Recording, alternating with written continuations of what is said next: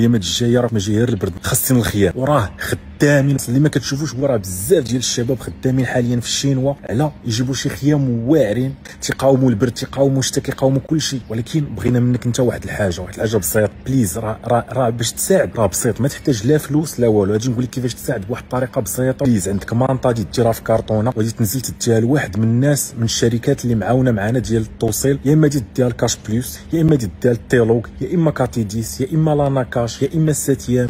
وراه ديك المانطا غادي تمشي غادي تستوكا في الوير هاوس، ومن ورا غادي توزع باش توصل لكاع الناس اللي محتاجين. وراه الناس محتاجين مانطات بين ما الخيام ان شاء الله يحضروا. ولكن الاخوان بغيتكم تدخلوا عند هذا السيد هذا اللي هو محمد الغيساني، تشكروه بزاف لان جمع كاع شركات التوصيل في المغرب في هذه الاوبيراسيون هذه اللي اليوم كتساعد بزاف، وجمع كاع المؤثرين وجمع كاع المقاولين. بغيتكم الاخوان تدخلوا عنده تشكروه بزاف لانه هو ما بينش في التوجيهه، ولكن راه هو راس الحربه. الدراري البنات الحمد لله الموضوع ديال الماكله تحل مع اوبيراسيون اطلس، حتى الموضوع ديال الملابس. ولكن كاين واحد الموضوع اللي هو الموضوع ديال البرد، والايامات الجايه راكم عارفين الخوت ماشي غير البرد ان شاء الله، خاصين الخيام. والحمد لله في اوبيراسيون اطلس اللي ما كتشوفوش راه بزاف ديال الشباب خدامين حاليا في الشينوا على يجيبوا شي خيام واعرين. ودابا راه خدامين على كيفاش اللوجيستيك، كيفاش يديبلاسيوهم ودوك الخيمات لانهم تيقاوموا البرد تيقاوموا الشتا كيقاوموا كلشي.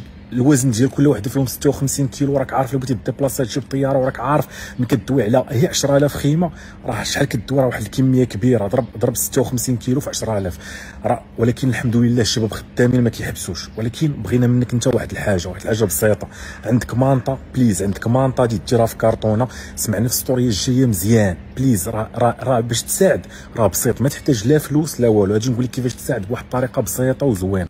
بليز عندك مانطا غادي تشد مانطا غادي ديرها في كارطونه وغادي تمشي بلا ما غادي تمشي ديبلاصا حتى لعند دوك الناس تعطيها لهم ولا شي حاجه، لا هادشي باش زوين. اوبيراسيون اطلس غادي ديرها في كارطونه وغادي تنزل تديها لواحد من الناس من الشركات اللي معاونه معنا ديال التوصيل والنقل في هاد لوبيراسيون ديال اوبيراسيون اطلس.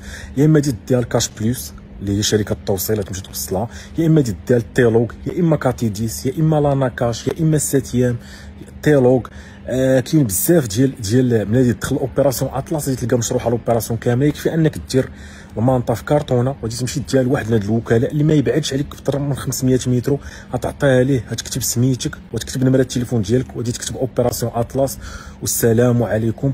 وراه ديك المانطا غادي تمشي غادي تستوكا في الوير هاوس، ومن ورا غادي توزع باش توصل لكاع الناس اللي محتاجين.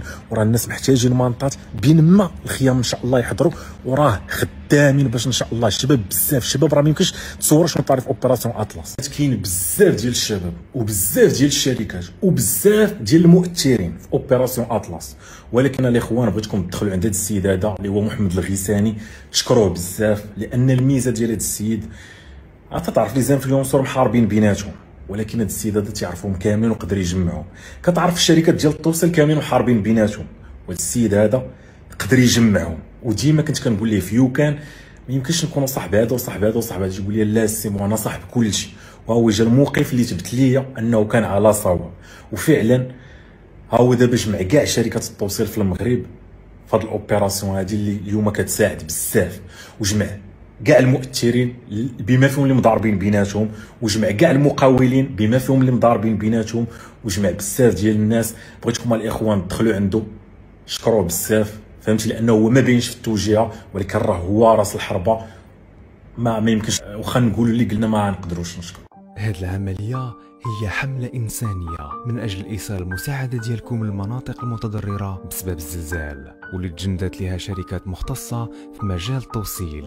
أي مساعدة عينية كيف ما كانت بغيتي ترسلها للمتضررين، لباس، أغطية، مواد غذائية، مصابيح أو أي حاجة بغيتي تبرع بها اللي غادي تفيدهم، ديرها في كرتونة وحطها في أي وكالة من وكالات إحدى الشركات اللي تتشوفها في الصورة اللي قريبة لك في أي مدينة كنتي. الفريق ديالنا غادي ينقلها لمراكز التوزيع اللي كاينة في ترودانت أو الحوز باش تمشي للدواوير المنكوبة.